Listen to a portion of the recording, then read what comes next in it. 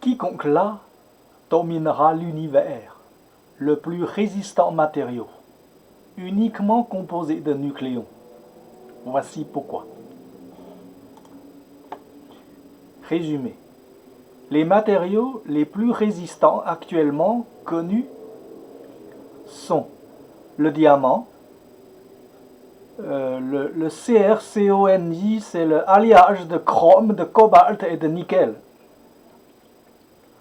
Les nitrures de carbone. Mais les noyaux atomiques sont 100 000 fois, au moins 100 000 fois, plus résistants. Le souci est qu'à l'état naturel, les structures à base de nucléons sont trop petites pour être exploitables. D'où l'idée d'obtenir de grandes structures à base de nucléons. Examinons d'abord la structure des nucléons. À l'état naturel, il existe deux nucléons dans la nature. Le proton. Le proton est constitué de 3 quarks. Le modèle non standard l'a décrit comme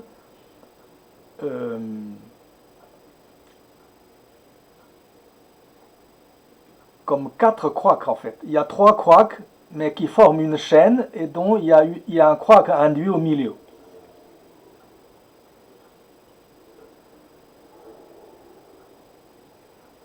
Et le proton, c'est avec 2 charges positives sur 2 quarks down, sur 2 quarks up, et un électron dans le quark down. C'est pour le proton. Pour le neutron, c'est 2 quarks down et 1 quark up à la périphérie. Et le quark induit au milieu, c'est un quark up. Et ce qui fait 2 charges positives et 2 charges négatives. Ça fait donc un ensemble qui est neutre.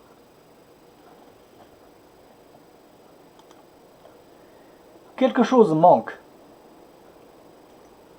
Quelque chose manque par rapport aux échantillons qu'on a dans la nature. L'examen de la structure du proton et du neutron révèle l'effet suivant. Le proton devrait avoir son homologue neutron. Si on met un électron au centre, on devrait obtenir un neutron. Ça correspondrait à un neutron up. Et la même chose est vraie aussi pour le neutron. Le neutron, en effet, c'est un neutron down. Et si on lui enlève, si on lui retire le proton qui est au milieu, qui est au centre, il resterait plus que 2 électrons et un positron, et l'ensemble serait négatif. Et ce serait un proton down. Vous voyez, un proton a son symétrie. Le proton, il est une structure up, et il a son homologue, sa symétrie plutôt, qui est le proton down.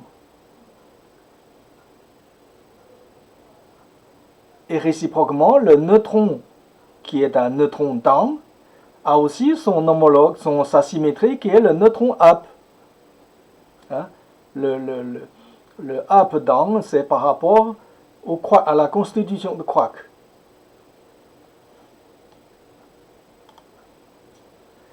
Alors, donc, maintenant, on a la famille des nucléons, la famille complète des nucléons. On a un proton up, un neutron up, un proton down et un neutron down. Ça, c'est la théorie. Disons, c'est par rapport à la géométrie, par rapport à la constitution des quarks. On peut déduire une famille complète de nucléons, au moins en théorie. Même si dans la nature on n'en trouve pas, mais théoriquement, on devrait pouvoir en fabriquer, même s'ils ne sont pas stables.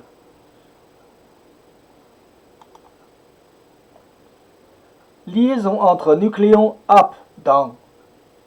En faisant l'abstraction de la charge du cœur du nucléon, la répartition des charges électriques du nucléon up est symétrique à celle du nucléon d'Young. Cette symétrie E plus E moins constitue naturellement trois liaisons électriques par la force de Coulomb. Voilà. On a pour le nucléon up, qui est en jaune, hein, et le nucléon down en vert. Si on met une charge ou non au milieu, ben on obtient soit un proton, soit un neutron. Et peu importe, si on en prend deux,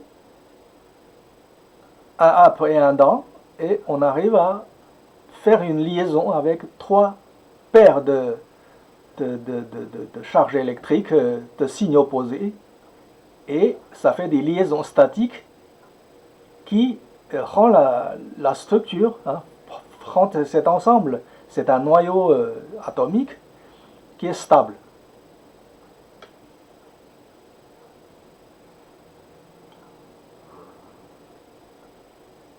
Liaison entre deux couples de nucléons up-down. Alors, en partant de deux couples de nucléons up-down qu'on a vu précédemment, on les met en parallèle, de sorte que leur axe soit opposé. Parce qu'ils ont une direction de symétrie. On avait vu que, alors, si on regarde, on a un axe de symétrie qui est au milieu, et il a une direction. Et si on en prend deux comme ça, et le deuxième, on le retourne.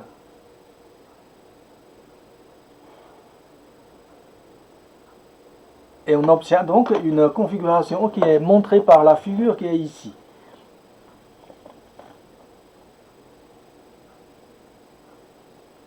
Alors, les liaisons entre eux sont en 4 groupes de E plus et E moins. Évidemment, on va choisir la face qui va bien pour que le plus correspond à moins, moins correspond à plus, pour que ça tombe bien. Et on obtient donc une liaison formée de 4 couples de E plus E moins. Voilà. Et il est possible d'augmenter cette structure en alternant le nucléon up et le nucléon down dans l'axe de symétrie des nucléons et dans les directions perpendiculaires.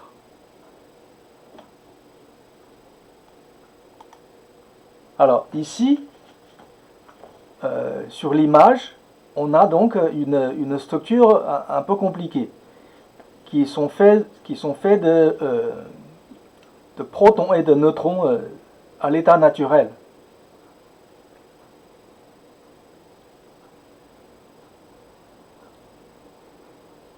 Et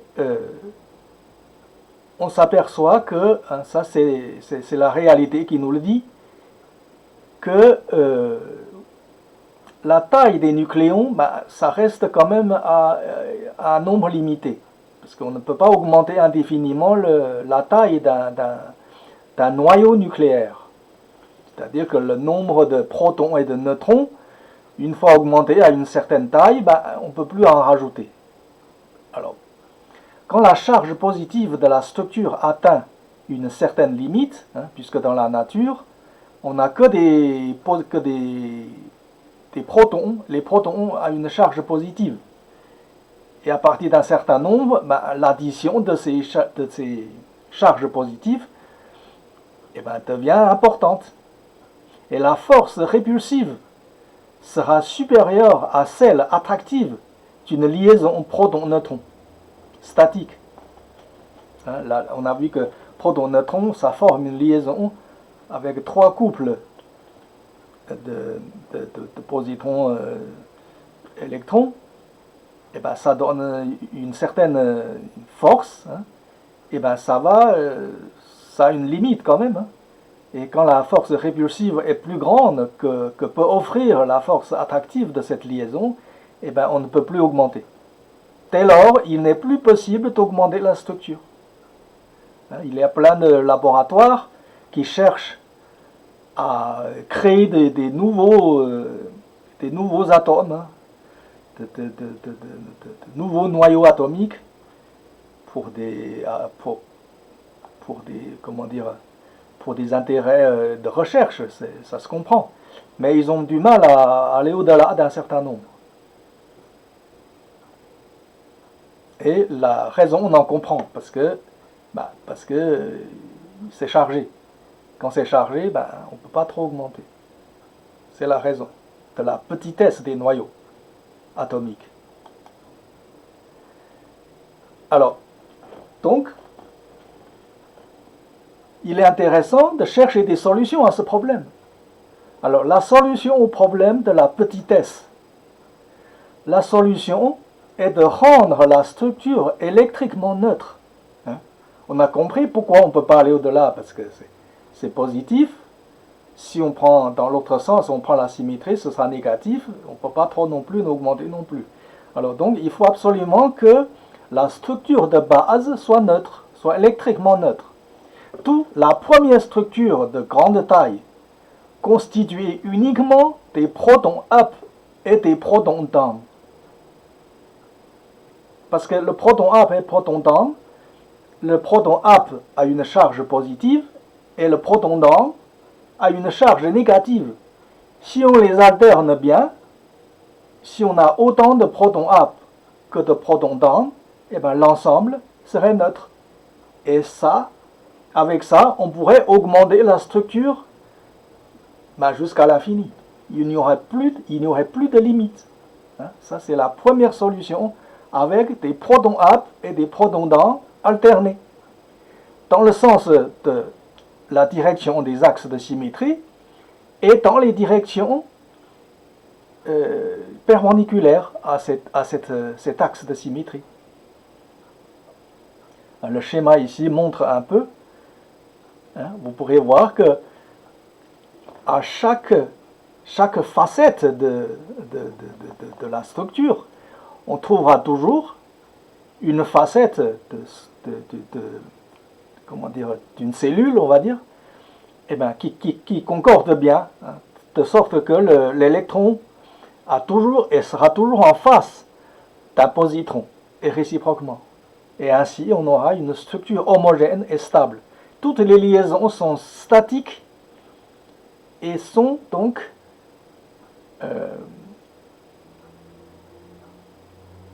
disons que sont d'une grande stabilité. Voilà. Ici, c'est la deuxième solution. La deuxième structure de grande taille est constituée uniquement des neutrons up et des neutrons down. Alors les neutrons, c'est-à-dire que les neutrons sont eux-mêmes déjà neutres. Hein? Si on ne fait pas appel aux protons, c'est bon. Ici c'est pareil, il faut alterner up et down pour que dans la construction, on a toujours un électron en face d'un positron pour former une liaison attractive. Parce que si c'est une liaison répulsive, c'est pas stable, hein, ça se comprend.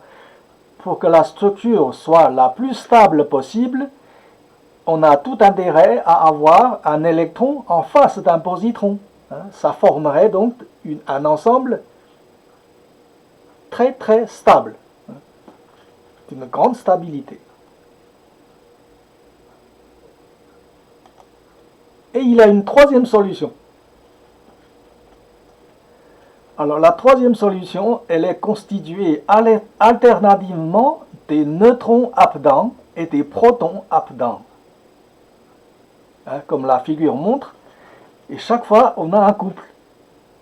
Soit c'est un proton up-down, de sorte que l'ensemble soit neutre, et il y a aussi deux neutrons up-down, et c'est pour faciliter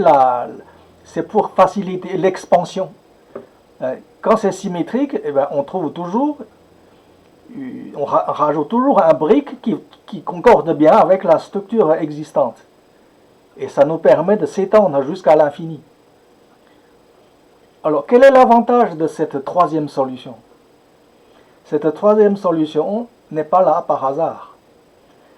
Parce que cette troisième solution, vous verrez, dans l'axe de symétrie, il y a des passages, hein, il y a des tuyaux, on va dire des tunnels, on pourrait dire ça, des tunnels, où on n'aurait que des charges positives ou que des charges négatives. Et ça constituerait donc un canal qui pourrait être conducteur de l'électricité. Et comme on sait que le champ d'énergie est conservatif, eh bien, on pourrait même déduire que c'est un conducteur, c'est un supraconducteur. C'est un conducteur qui n'a pas de résistance. Vous voyez l'intérêt de cette troisième solution. Mais c'est également la solution la plus difficile à réaliser. La solution la plus facile à réaliser, c'est la première. La deuxième, c'est déjà un peu moins, mais la troisième, c'est la plus difficile, ça c'est certain.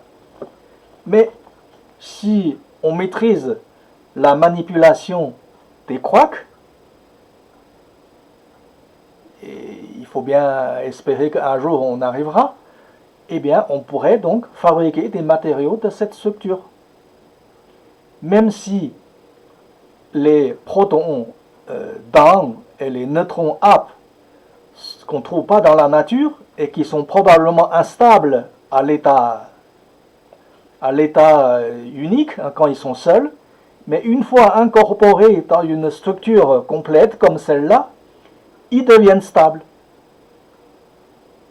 ces nucléons. C'est un petit peu comme les quarks. Les quarks isolés sont instables, mais une fois incorporés dans une structure de nucléons, eh bien les quarks restent stables. Vous voyez? C'est parce que l'électron célibataire ou le positron célibataire est coincé par l'ensemble de la structure. Parce qu'il ne peut plus s'échapper. Comme il ne peut plus s'échapper, ben, donc le quark il reste stable. Le quark n'est pas stable parce que l'électron du milieu peut se balader, peut s'en aller. On ne peut pas l'emprisonner. Il a 2 degrés de liberté, ou il a 1 degré de liberté, et ben il a un axe. Il peut partir dans un sens ou dans l'autre. Mais une fois qu'incorporé, eh ben on a bouché les 2 trous, il ne peut plus s'échapper et il devient stable. Alors, réalisation de la solution. Avec les connaissances d'aujourd'hui, la première solution est la plus simple. En effet, l'existence unique du proton up laisse penser que l'électron qui aurait pu rester au centre est instable. Quand on prend l'hydrogène, ben c'est un proton avec un électron qui tourne autour, mais qui refuse d'aller au centre.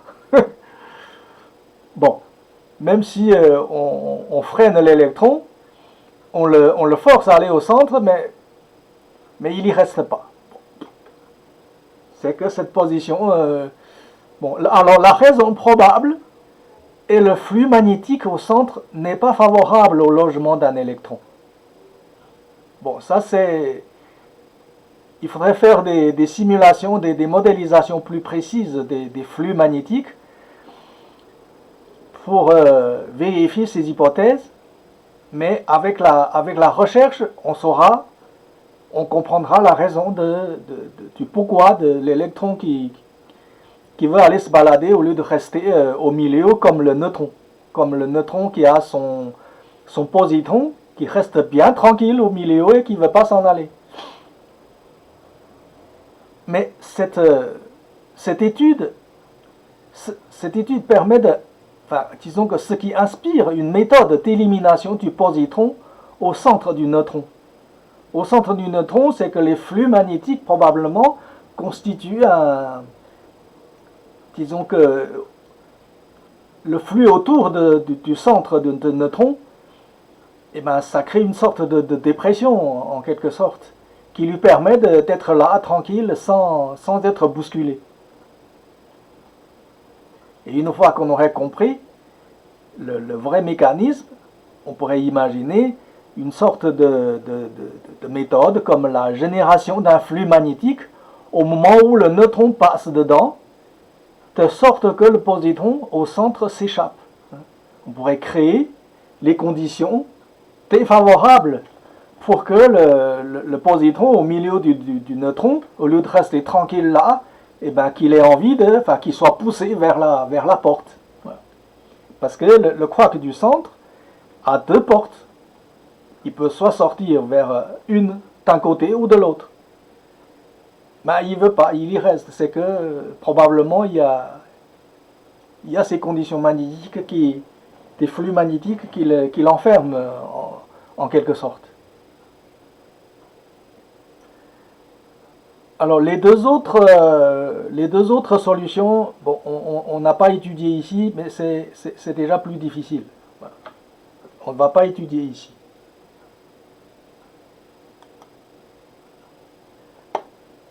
Les propriétés de cette matière. Les structures ainsi obtenues ont les propriétés suivantes. La densité est très élevée, au moins 100 000 fois plus que la matière ordinaire. La rigidité est très élevée, au moins 100 000 fois plus que le diamant. La température de fusion est très élevée, au moins 250 millions de degrés Celsius. Elle est isolante thermiquement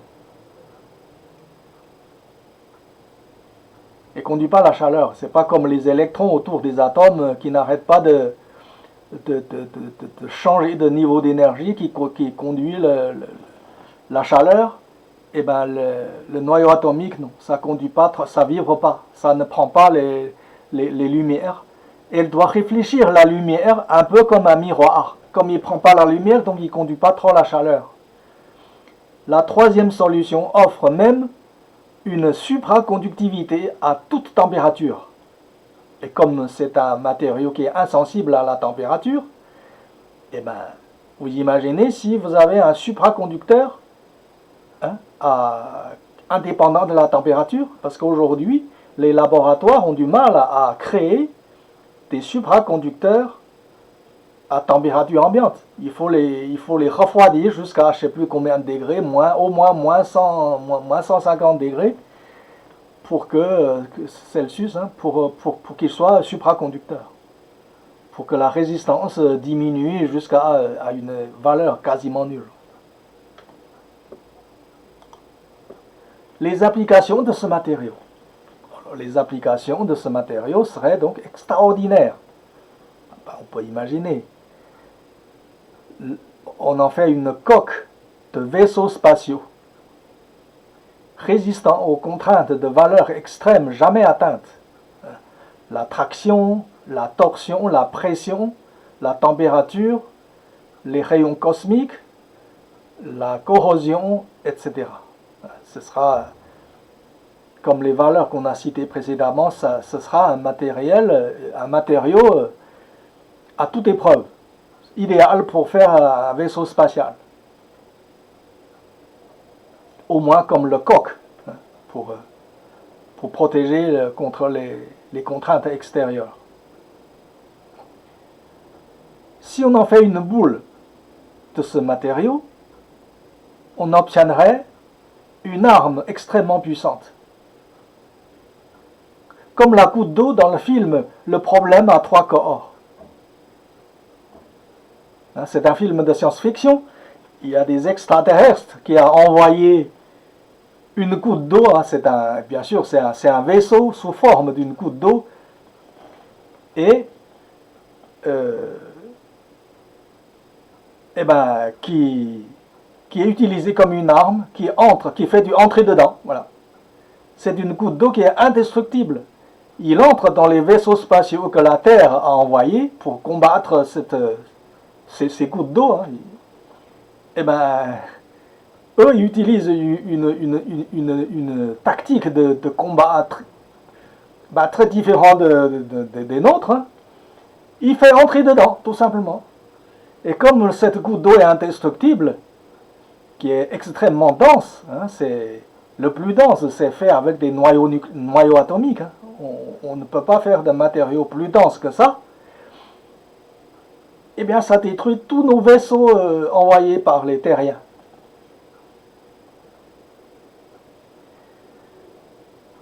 Alors, le mur de protection contre les radiations nucléaires.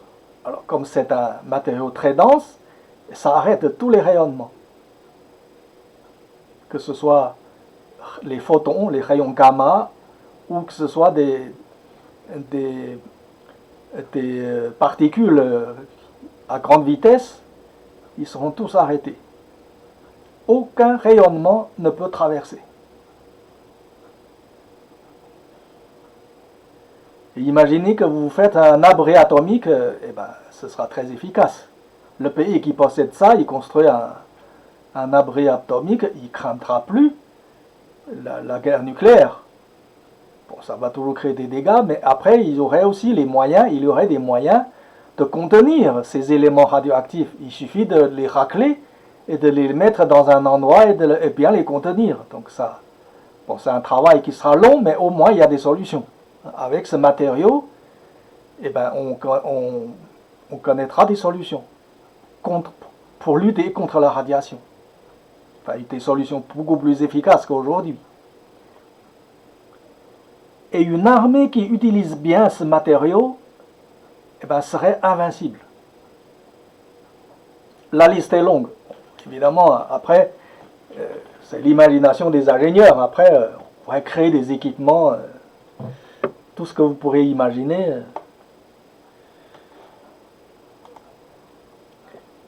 Alors, il y a d'autres liens internet pour avoir plus de détails, hein, parce qu'ici, ce n'est qu'une présentation très simple, simplifiée. Il y a une autre vidéo hein, qui est HTTPS YouTube. Ici, il y a le lien. Hein, c'est une adresse, c'est difficile à lire, mais bon, il faut copier le lien. Qui fait une présentation du modèle non standard, qui explique un petit peu, avec un langage simple, facile à comprendre, ce que c'est le modèle non standard. Si vous voulez des détails pour les thésards, pour ceux qui font de la recherche, il y a le HTTPS non standard model.org. Ça, c'est là où vous trouverez un fichier PDF en 3 langues et qui vous explique les détails, les équations mathématiques, les démonstrations des stabilités, tous les éléments techniques qu'il faut pour démontrer disons que la pertinence du modèle non standard. Il y a un site miroir, c'est le http jacques.don.free.fr. Ça, c'est un site de mon fournisseur d'accès.